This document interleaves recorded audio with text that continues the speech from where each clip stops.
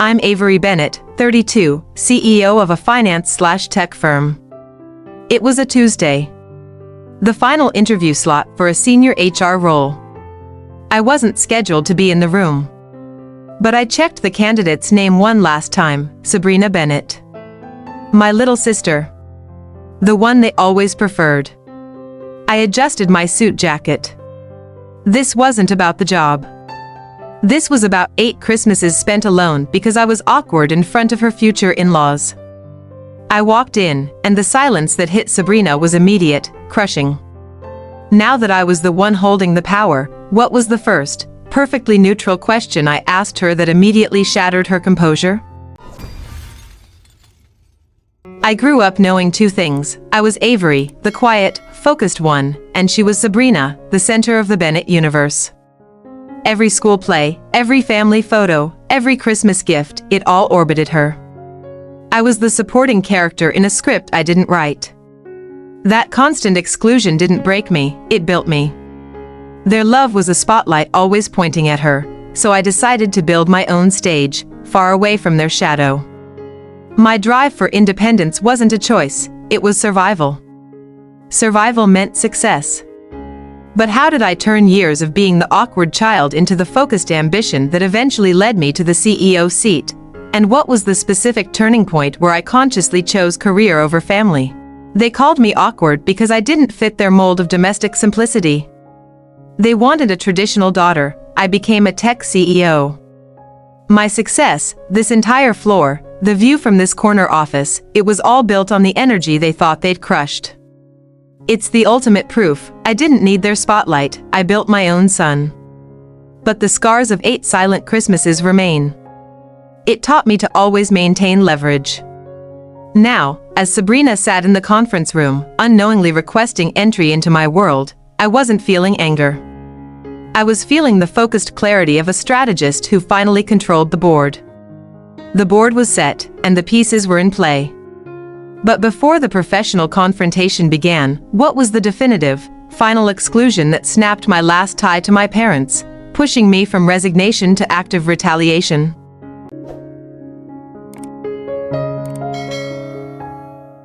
While Sabrina was busy planning her perfect prom, I was reading my father's old accounting ledgers. Not because I loved numbers, but because I understood that money equaled distance. Financial stability wasn't a goal, it was the blueprint for my escape. I craved control over my own life, something my parents only ever offered Sabrina. I dreamt not of marriage or fame, but of a corner office where decisions were mine alone. I visualized the moment I could financially cut the cord. That early drive for leadership and independence became my defining passion. Long before I knew the term CEO, my passion was my prison break plan.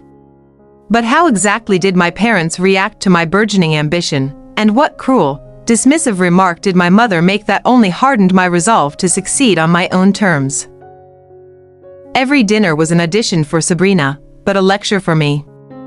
I'd bring up my plans to major in finance, and my father, Arthur, would simply change the subject to Sabrina's cheerleading practice. I wasn't just ignored, I was actively discouraged. My focus was too serious, my ambition unfeminine. Then came the remark that sealed my determination. I announced my scholarship to a prestigious university, and my mother, Elaine, sighed. "That's nice, Avery. But honestly, who needs a CEO in the family? Just marry a good accountant, dear. Leave the ambition to the men." That sentence was the fuel I needed. They wanted me to marry an accountant. I became the CEO they never thought I could be. But how did I channel that burning, silent anger into strategic focus? And what key personal sacrifice did I make to guarantee my financial independence? Their dismissal wasn't just advice, it was a character assassination. It planted a deep, painful seed of self-doubt. Was I wrong to want more? I'd stare at my textbooks, the words blurring through tears of intense hurt, realizing their love wasn't unconditional. It was conditional upon me shrinking myself to fit their narrow, outdated expectations. The emotional struggle was exhausting, but it led to a critical moral reflection. I understood then that fairness wasn't something they gave, it was something I had to earn and enforce. I stopped questioning my self-worth and started focusing on my exit strategy. My success wouldn't be for them, it would be my ultimate act of self-rescue.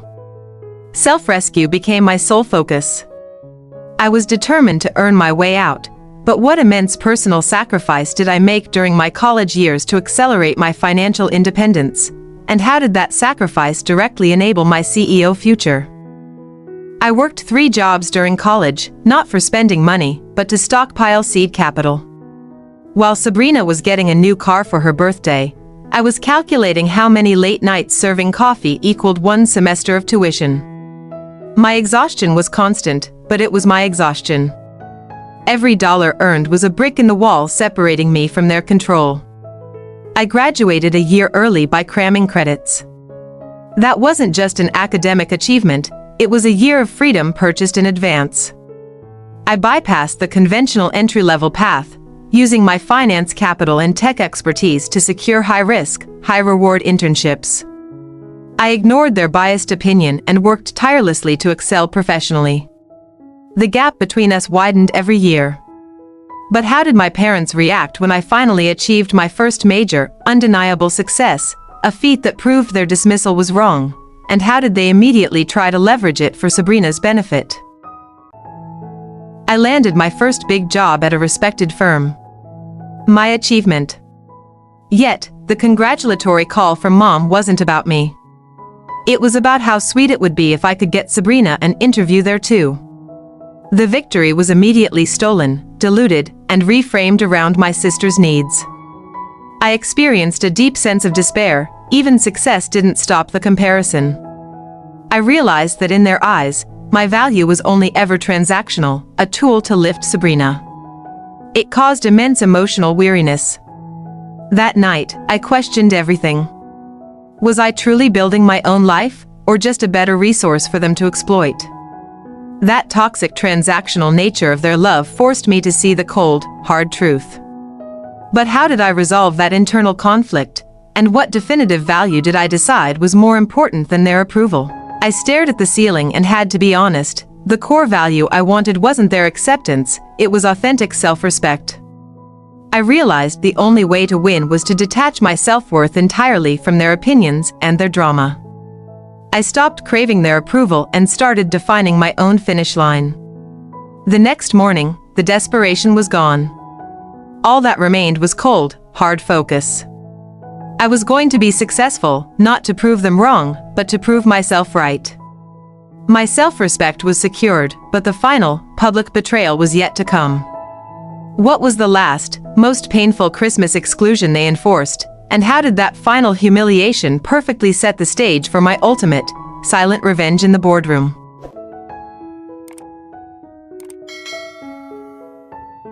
I was 20, navigating the cutthroat world of New York finance on sheer grit.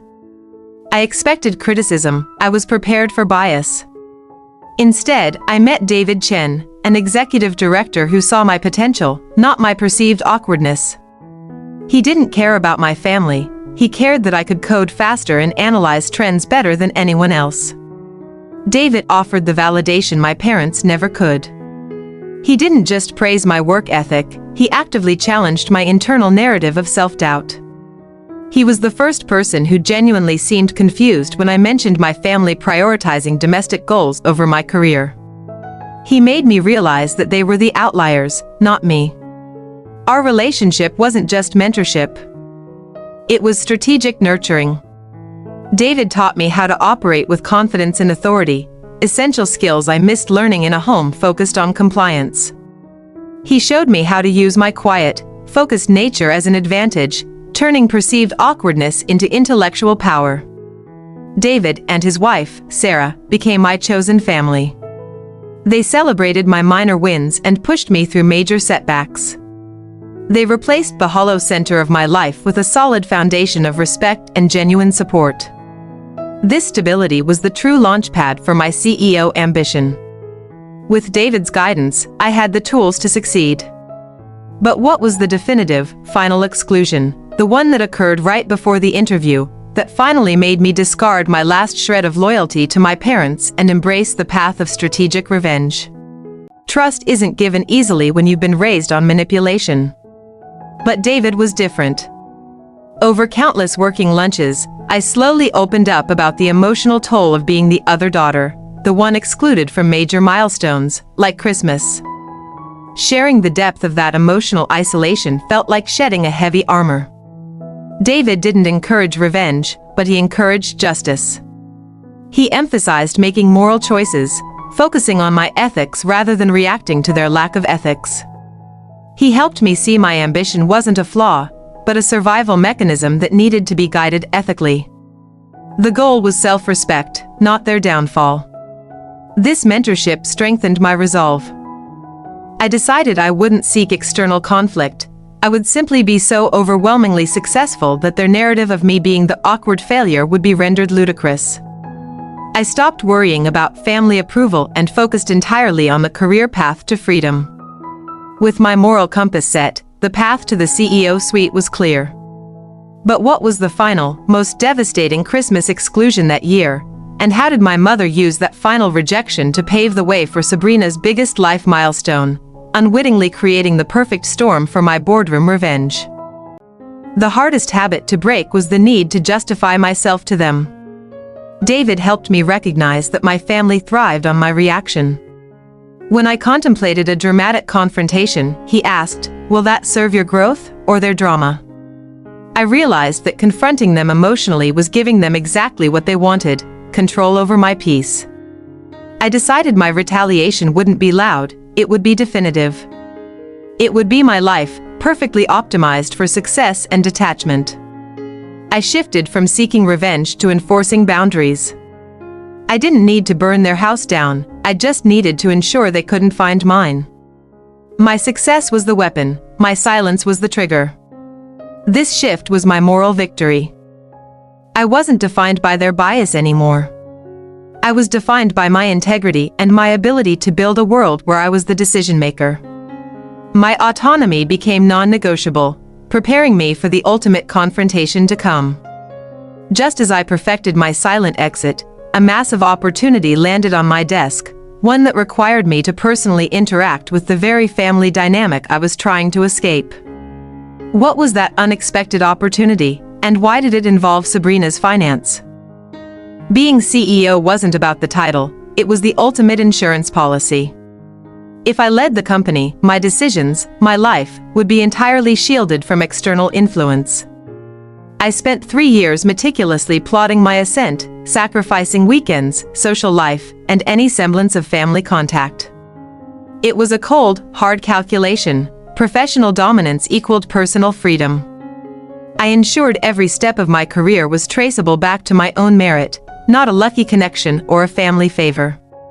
That independence was critical. I didn't want the Bennetts to ever claim a single share of my success. The anticipation of that final, self-made victory, a life where their opinions were utterly irrelevant, was the greatest motivation. I even set an internal deadline: to achieve a significant promotion by the next Christmas season. That way, the next time my mother sent an awkward exclusion email, I would be too busy running a massive company to even notice the petty slight. I was focused on the future, but the past has a way of catching up. What was the exact message from my mother that confirmed I was still the unwanted daughter, and how did that final, pre-CEO slight cement my quiet resolve for the ultimate corporate showdown with Sabrina? Even miles and millions of dollars away, the ghost of my family's expectation could still cause a momentary spike of anxiety. I sometimes caught myself thinking, what would Mom say? Would my new, multimillion-dollar venture be too ambitious? That internal struggle, the battle between who they wanted me to be and the CEO I was becoming, was the last hurdle I had to conquer. The family narrative insisted that a woman's true success was her marriage and domestic stability, not a hostile takeover. I had to consciously reject that programming every day. I doubled down on my strategy. My determination solidified. I would not only achieve the CEO role, but I would use my power to make sure their traditional views held absolutely zero sway over my personal or professional life. I finally reached a point where their opinion wasn't just ignored, it was genuinely unheard. The path to autonomy was complete. I was ready for the next Christmas, ready for the next email, and unknowingly, ready for the surprise candidate in the HR interview room. The CEO was ready. The power was secured. But what was the exact content of the final, cruelest awkward Christmas exclusion email that solidified my cold, professional strategy against my own sister? It was December. I'd just closed a multimillion-dollar deal, effectively securing my CEO position. Then the email landed. Subject: the family Christmas photos, FYI. It included pictures of my entire family, including Sabrina and her fiancé, celebrating in front of the tree. The closing line, from my mother: "We didn't want to make things awkward for you by insisting you fly home from New York. It was the 9th Christmas I'd been strategically excluded." This time, I didn't cry. There was just a cold, heavy numbness. The betrayal wasn't the exclusion itself, it was the casual, effortless justification, a final, public declaration that I was, and always would be, the family's spare part. That email shattered the last, lingering hope of reconciliation. The awkward comment was the trigger. I realized I was done with passive success. I closed the email and looked at my CEO contract, a focused fury replacing the numbness. If I was to be the cold, awkward outsider, I would play the role perfectly. Their judgment would now be my leverage. Leverage was now the name of the game. That email ensured there would be no more second chances. But how did I discover that Sabrina was applying for a senior role at my company? And what was the first, chilling question I asked my HR director when I saw my sister's resume? The photos solidified everything: their unconditional pride in Sabrina's simple life, and their active discomfort with my success. I didn't hate them, I simply viewed them as an obstacle to be permanently routed around. The emotional part of me died that day, replaced by the clear, ruthless calculus of a CEO protecting her company. My revenge would not be petty or public, it would be structural. It would involve using the very system I built to create the professional leverage they always lacked and denied me. When HR brought me Sabrina's resume the next week, I realized the universe had perfectly aligned the board for my final move. The board was set. The final piece was in play. What was the exact reason Sabrina was applying for a job in the first place, and how did I ensure that I, the CEO, would be the one conducting the final, highly unusual, one-on-one interview? Seeing Sabrina's name on a resume in my office wasn't a shock. It was a cosmic joke finally coming full circle. I felt a controlled excitement, the thrill of a hunter who didn't even need to track the prey. I immediately called David, not for advice, but for confirmation. Am I within my ethical boundaries to personally interview a high-level candidate, regardless of the conflict of interest? David, understanding the deep context, simply replied, "As CEO, you set the rules, Avery." That was all I needed. I then instructed HR to fast-track Sabrina's application, adding a specific clause: the final, definitive interview must be conducted one-on-one by the Chief Executive Officer. I wanted no witnesses, no distractions. Just her and me. I soon learned the reason for her sudden career shift. Sabrina's fiancé had recently lost his job, and their lavish wedding plans were jeopardized. My mother, in her usual transactional way, had pushed Sabrina to reach out to Avery for a leg up. They didn't see me as a sister, they saw me as a sudden, desperate necessity. The trap was perfectly laid.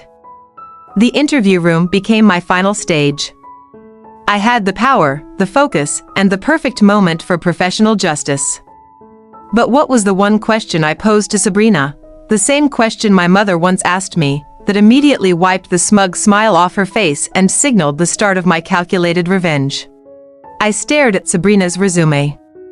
The contrast was stark. Her career path was meandering, cushioned by networking and family reputation. Mine was a sharp, upward trajectory built on sheer performance.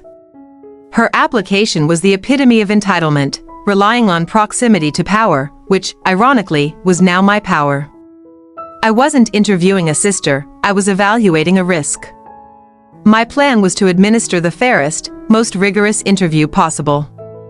No mercy, but no malice either, just pure, professional assessment. I wanted to expose the fundamental weakness they had spent their lives concealing: Sabrina's lack of genuine professional grit and independence. She needed the job, I had the job. The dynamic had completely flipped. I adjusted my power suit, the ultimate armor. This interview wasn't just about hiring, it was about defining reality. I would use the boardroom, the stage of my self-made success, to deliver the final, undeniable truth that merit, not favoritism, dictates success. The bell chimed. The door opened, and Sabrina walked in, initially confused, then smug. But what was the one opening statement I made, even before the first interview question, that instantly made her realize she wasn't just facing her sister, but the CEO?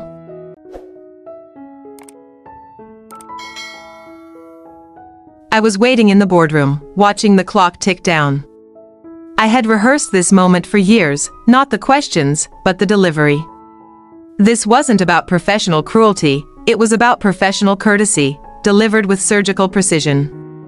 I was the CEO, sitting in the seat of my own self-made power. There was no room for Avery, the awkward daughter, here. The door opened, and Sabrina walked in. She was dressed impeccably, with a look of confident entitlement. She glanced at the name plaque, Avery Bennett, CEO, and her smile evaporated instantly. Her eyes widened, tracking from the name to my face, settling on a look of profound, dawning shock. She hadn't known I was the final hurdle. I let the silence hang for a calculated 5 seconds, not breaking eye contact. I then gestured to the chair opposite me and delivered my single, chilling opening statement before she could speak. "Welcome, Ms. Bennett. Let's begin. And please, just call me Avery," the interview began. Sabrina tried to regain her composure with charm, but I was focused. What was the specific, highly technical question I asked her about the HR role that immediately exposed the shallow, networking-based foundation of her entire career? Sabrina tried the family charm, complimenting my office. I cut her off instantly. "Let's focus on the role, Sabrina. Can you explain the difference between the 78 FMLA policy update and the 2024 compliance regulations concerning remote workforce scaling, as it relates to stock option vesting?" She froze. Her silence was louder than any of my old protestations. She stammered a superficial answer about people skills, trying to deflect. I didn't let up. This role is about risk mitigation and legal compliance, not holiday party planning. Your resume suggests extensive client networking, but zero grasp of foundational labor law. I saw the entitlement crumble. She had expected a family favor, not a technical exam. Her attempts to connect emotionally, "Avery, you know how much this means to Mom," only strengthened my resolve. I leaned forward, my face impassive. "I know exactly what this means, Sabrina. And that, unfortunately, is irrelevant to our hiring decision. The professional decision was clear, but the emotional climax was yet to come." What was the exact final, humiliating reason I gave for rejecting her application, and how did I reference my mother's decades-old, cruel advice to drive home the point of my absolute, final independence? I immediately called David. I wasn't celebrating, I was drained. The professional shell I wore had fractured, leaving me with a deep, bone-weary exhaustion. I recounted the final moments of the interview, the look on Sabrina's face, and the cold, flat refusal I gave. David listened, his silence a sign of understanding, not judgment. He knew the cost of that confrontation. David's response wasn't about the company or the hiring decision. He simply said, "Avery, you didn't seek revenge today. You enforced accountability. You finally gave yourself the credit and respect your family always denied you. That coldness you feel? That's the sound of a wall going up, keeping the toxicity out."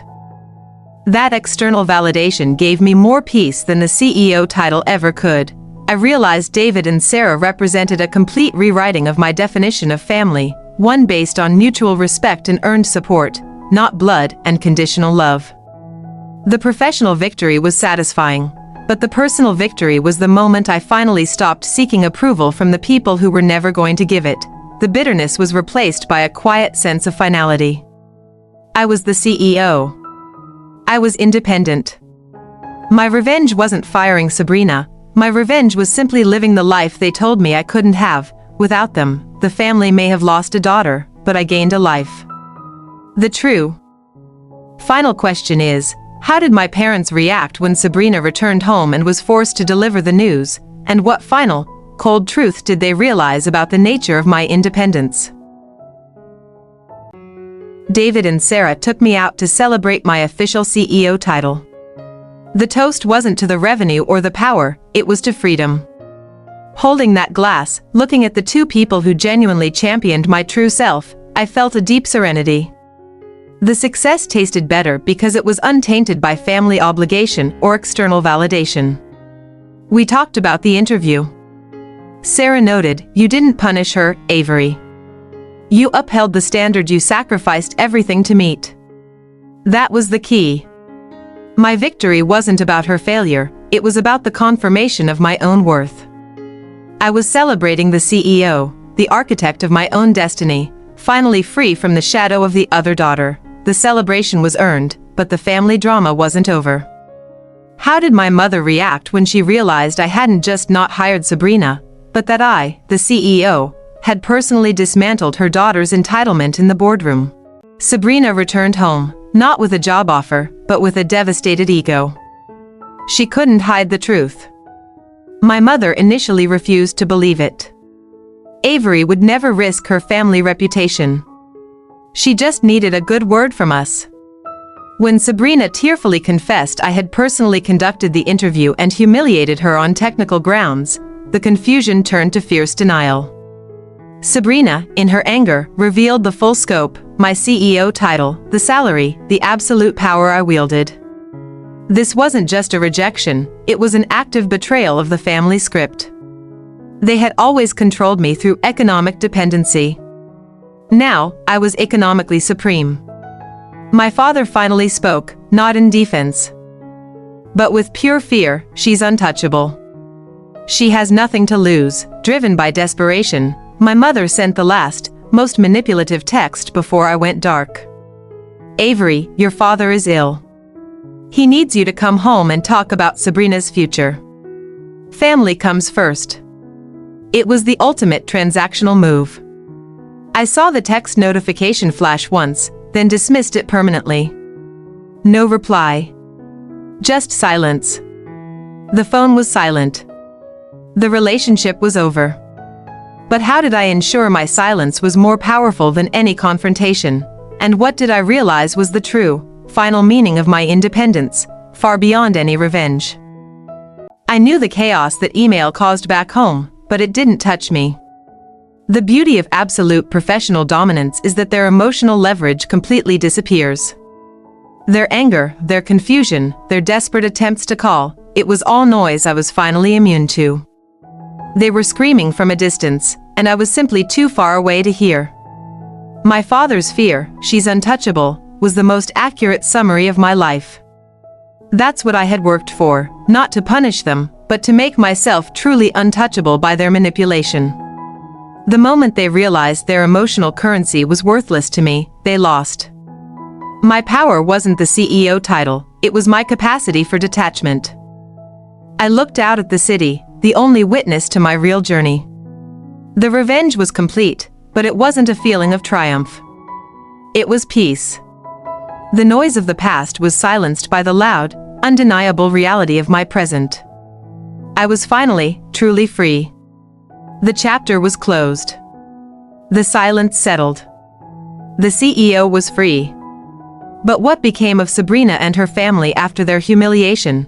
And how did I maintain my complete, dignified detachment when their inevitable final plea for financial help arrived years later?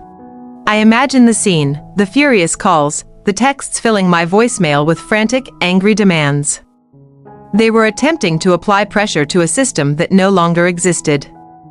Their currency, guilt, obligation, and conditional love, was rejected at the point of origin. They were finally realizing the terrifying reality. They didn't just lose a daughter, they lost their leverage. David later confirmed the rumors of their outrage. But even the gossip couldn't touch me. My focus remained on my company, my success, and the quiet fulfillment of my own life. My true revenge was the profound indifference I felt toward their drama. I had built a fortress so high, not even their best manipulative tactics could scale the walls. The silence wasn't a punishment, it was a precedent. It was a clear, professional boundary.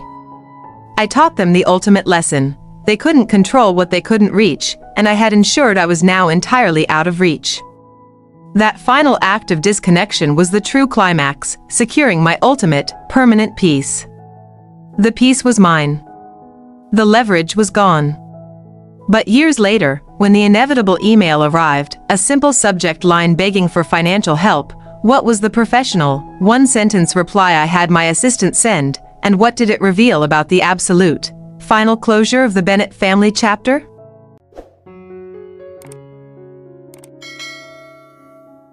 Months passed. The chaos subsided, replaced by a deep, almost unsettling calm. I realized that for years, my success had been subconsciously tied to their disapproval. The moment I fully accepted their rejection, the chains broke. I was no longer running from a negative past, I was running towards a self-determined future. That shift was the real payoff, not the CEO title. David's words echoed, "You enforced accountability." I reflected on the interview. The rejection wasn't personal spite, it was a consequence of professional inadequacy. I had simply held Sabrina to the same impossibly high standard I had held myself to for 2 decades. My revenge wasn't the rejection itself, it was the fact that I now lived in a world where my standards were the law, not theirs. My final, silent lesson to them was this: entitlement is a debt that always comes due. I had paid mine with isolation and relentless work, Sabrina had tried to pay hers with my pity. The only true win in a family revenge story is the moment you realize you don't need the validation of the people you fought to escape. The peace was mine, but the Bennetts eventually had to face the real-world consequences of their choices. What happened to Sabrina's fiancé and the wedding plans, and what final, cold email did I instruct my assistant to send when my mother finally begged for financial mercy years later? 3 years passed. My life was defined by mergers, acquisitions, and quiet dinners with David and Sarah. The Bennetts were a footnote. The silence wasn't a punishment, it was mutual non-existence. I had achieved the ultimate detachment. Then, one Tuesday morning, my assistant flagged an unsolicited email, not from the HR department, but a direct personal plea from my mother's old account. The subject line was simply urgent. The body was a frantic, unformatted mess. Sabrina's fiancé had lost his savings in a terrible investment, their house was in foreclosure.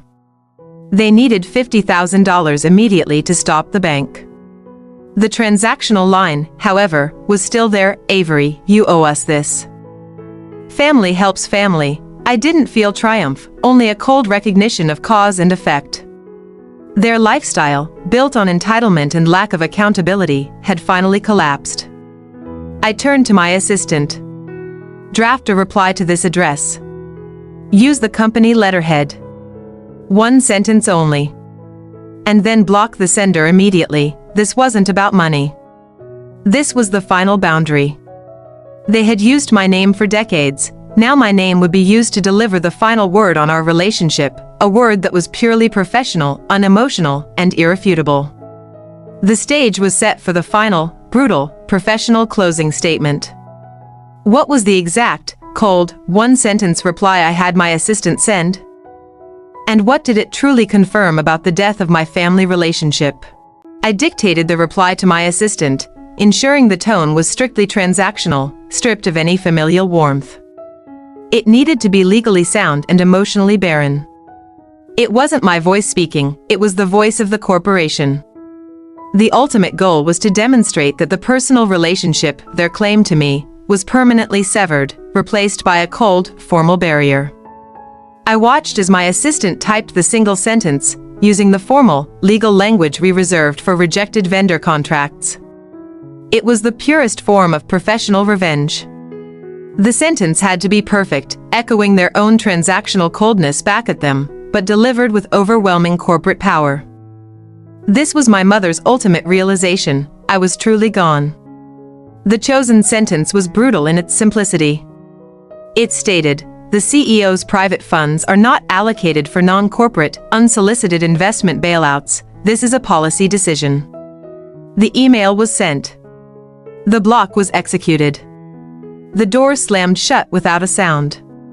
The relationship wasn't ended by hate, but by a form of professional detachment they could never argue with. I leaned back in my chair, the tension finally gone. The story of my sister, the wedding, the foreclosure, it was all just data. I was no longer a victim seeking justice, I was a victor defining the terms of my own reality. The final act of disconnection was complete. But what lessons did my story truly teach me about the difference between success and happiness? And how can you use my professional strategy to build your own untouchable fortress of independence? I stood there, watching the New York sunrise, a tangible symbol of a new day, a new life. The final, professional rejection of my mother's plea wasn't revenge, it was the ultimate act of self-care. It was drawing a permanent line, declaring that my resources, financial, emotional, and temporal, belonged only to the life I had built, not the debris of the one I left. Wealth isn't just a number, it's the freedom to choose your silence. The Bennett's crisis proved that true poverty isn't lack of money, but lack of genuine self-reliance.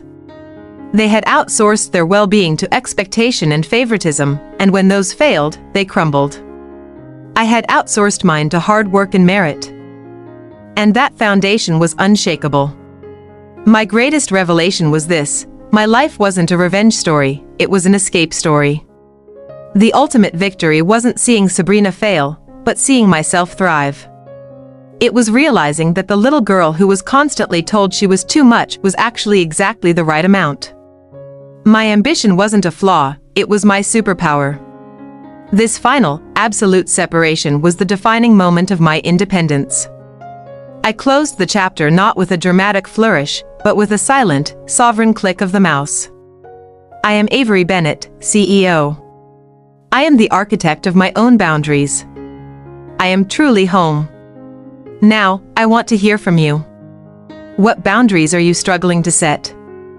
And what is the one single, professional step you can take this week to begin building your own untouchable fortress of independence? I showed David the desperate email, the one begging for $50,000. He scanned the frantic text, then looked up, waiting for my instruction. "Avery," he asked, his voice careful, "are you certain? You have the resources?" My conviction was unwavering. "David, this is not a liquidity problem, it's an accountability problem. I already gave them the ultimate resource, the blueprint for self-reliance. They rejected it. If I fund them now, I become their enabler, perpetuating the very cycle I spent 2 decades breaking. They need to face the true cost of operating outside a meritocracy." We agreed to send the reply on company letterhead. This professional barrier was crucial. It wasn't Avery the daughter saying no. It was Avery the CEO, the guardian of corporate policy. My voiceover reflected my emotional state, cold yet justified. People may call this cold. I call it necessary surgery. You don't leave a toxic relationship only to give them a permanent financial lifeline. That is not freedom, that is indentured servitude with a better title. My silence and my financial refusal were the ultimate acts of self-love and self-preservation. The email was drafted, printed, and signed by my assistant before being scanned and sent. The message: the CEO's private funds are not allocated for non-corporate, unsolicited investment bailouts. This is a policy decision. It was a policy decision. Not an emotional reaction. Not a daughter's rejection.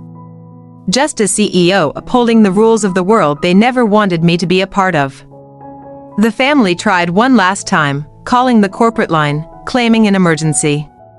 The automated system answered, directing them to the generic HR line, the very department Sabrina failed to qualify for. The circle was complete, they were filtered out by the system I designed. Their fate was no longer my concern. I closed the file. The weight I had carried since childhood, the obligation, the yearning for their approval, was finally gone. This story isn't just about revenge. It's about setting the precedent for your own worth. It's a blueprint for building an independent life. Stone by stone. The family chapter is closed, but your future is open. Now, I want you to look at your own blueprints. What is the single, tangible boundary, financial or emotional, that you need to build this week to finally claim your own absolute independence?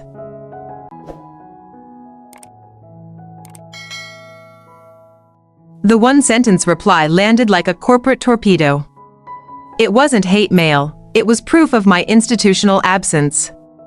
Their subsequent calls were diverted, their letters returned unopened. They were left to confront the painful reality that their leverage, their daughter, was now a cold, unyielding policy. Sabrina's engagement collapsed shortly after the foreclosure. Her fiancé realized the family's wealth was built on air, not accountability. David heard the gossip. The Bennett name had become toxic in their social circles.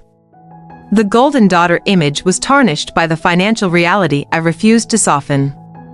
The true confrontation wasn't with them, it was with the awkward daughter still residing inside me. Every time I affirmed my right to self-protection, I was winning. My peace was not their failure, it was the inevitable product of my independence. I had won the ultimate battle, the battle for my own mind and self-worth. I moved on. My focus shifted entirely from the past to the present. There would be no dramatic reconciliation, no cinematic ending where we hug. Just a clean break. The Bennetts were a lesson in accountability, not a family to be salvaged. The cost of detachment was high, but the reward was priceless. I gained myself. My story is now a blueprint for freedom. But what is the one single, tangible boundary, financial or emotional, that you need to build this week to begin the process of claiming your own untouchable independence?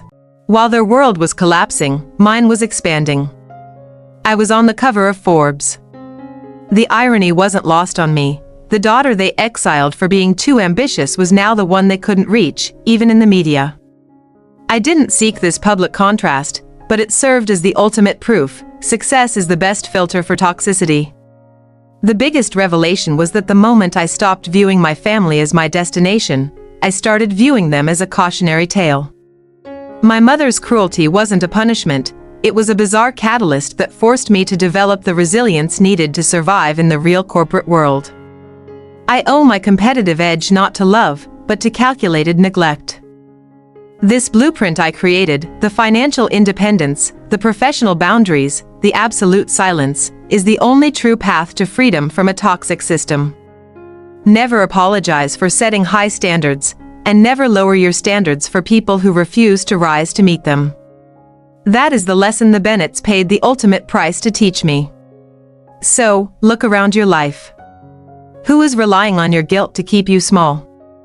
Who is treating you like a bank or a therapist? The hardest, but most necessary move is the clean cut. Take the first step today.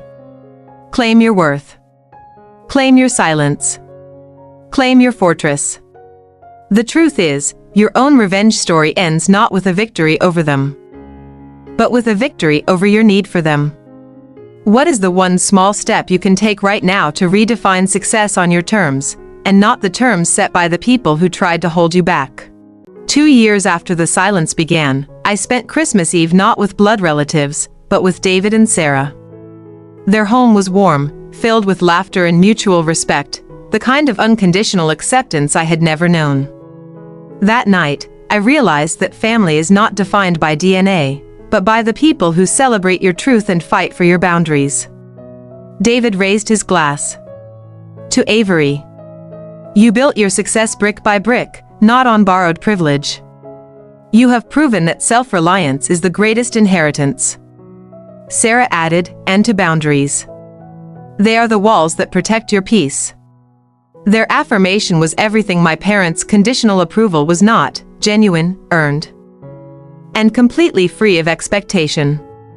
Later, Sarah handed me a small, beautifully wrapped box. Inside was a tiny, engraved silver key. "It's the key to your peace," she whispered. I knew then that the final layer of armor had dropped. I was whole. The emptiness my birth family left was filled not by money, but by the profound connection of people who truly saw and valued Avery, the person. This is the final blueprint. Your independence must be built with allies who see your struggle and honor your achievements without asking for a cut. Don't fight for the love you were denied. Build a new life where that love is freely given. That is true, unshakable freedom. The story is over. But the lesson remains: choose your family wisely. Now, tell me in the comments, who is the David or Sarah in your life, and what is the greatest boundary they helped you set? With the emotional drain of the Bennetts finally capped, my professional life soared. My time was now dedicated entirely to the company's growth, not damage control. The silence felt like a superpower. The peace I gained was directly proportional to the distance I placed between myself and their drama. This was the true, focused contentment. My purpose shifted. It wasn't about proving them wrong anymore. It was about proving myself right. I focused on mentorship, elevating high-achieving women who reminded me of my younger, ambitious self, women who had earned their seat at the table without resorting to manipulation or entitlement. That legacy felt far more profound than any familial obligation. David and Sarah became my constant, reliable anchors. They celebrated the small victories, a successful product launch, a quiet birthday, the kind of genuine, unconditional validation that toxic people cannot provide. They were the physical embodiment of the fortress walls, keeping the bad out, letting the good flourish. The freedom was lasting because it was built. Let me leave you with this final thought on revenge. True revenge is living your best life, independent of their chaos. It's when your peace makes them irrelevant. They failed because they relied on a system of control. I succeeded because I designed my own system of self-mastery. The story is done, but the blueprint is ready. What one toxic relationship, whether family or professional, are you finally ready to cap? And what concrete, policy-based boundary will you build this week to ensure your own lasting freedom? The corporate world, which once seemed terrifying, now felt manageable because I had already navigated a far more brutal ecosystem, my family. I brought the same clinical detachment and zero tolerance for incompetence to my board meetings as I used for the Bennett crisis. My ability to lead was rooted in the emotional mastery forged by my escape. The financial crisis of the Bennetts was a final, stark reminder that conditional obligation is a liability. True wealth is self-sufficiency, not having rich relatives.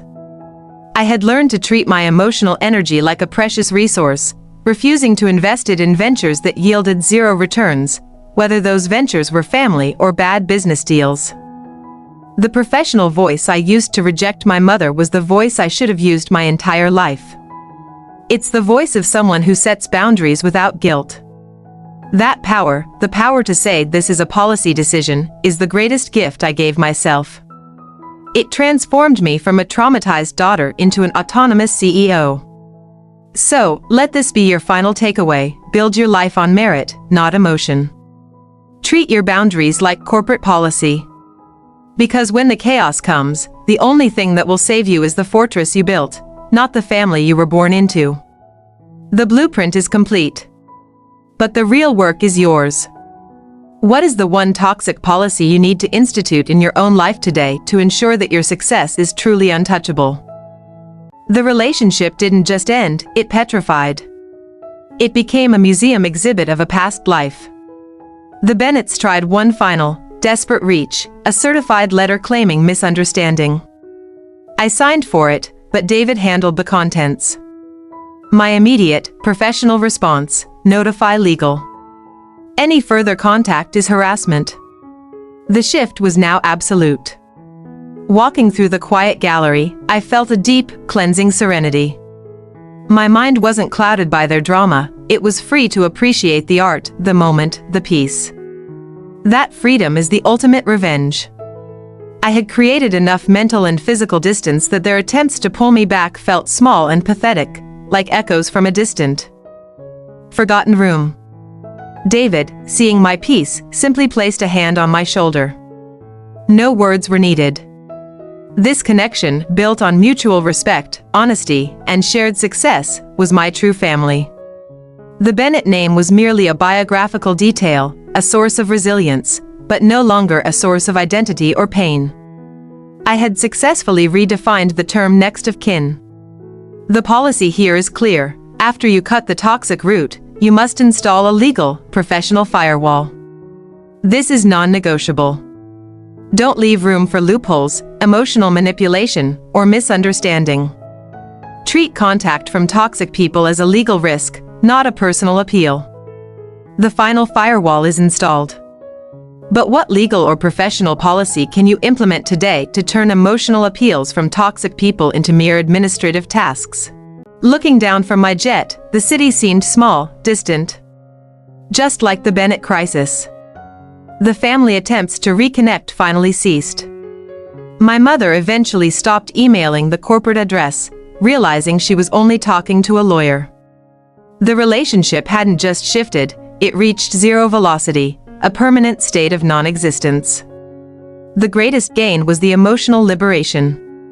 I no longer spent mental energy anticipating their manipulation or craving their validation. My brain was finally free to optimize my business, read for pleasure, and truly be present with David and Sarah. That peace, the silence of the internal narrative, is the reward no amount of money could buy. The zero contact wasn't a tactic of warfare, it was a policy of self-preservation. When the toxicity is absolute, the only rational response is zero. I had to become the CEO of my own emotional life, applying ruthless efficiency to eliminate all non-performing assets, namely, guilt and obligation. The result is this lasting, unshakable peace. So, let my family's story be your final reminder. They defined success by hierarchy and control. I defined it by freedom and self-mastery. The choice is yours. Build your fortress on merit. Live your life in peace. The choice is yours, chaos or calm. What is the one non-performing asset, guilt, fear, or obligation that you are finally ready to eliminate to achieve your own lasting peace?